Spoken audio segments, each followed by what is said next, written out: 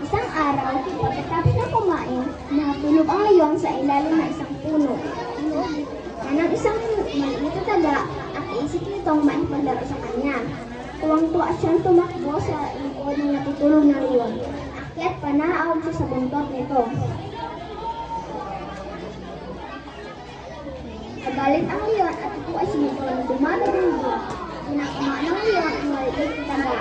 Tuwawang daga ay hindi makawala. Noksa ng leon ang kanyang bibig para lunukin ang daga. Takot na takot ang daga.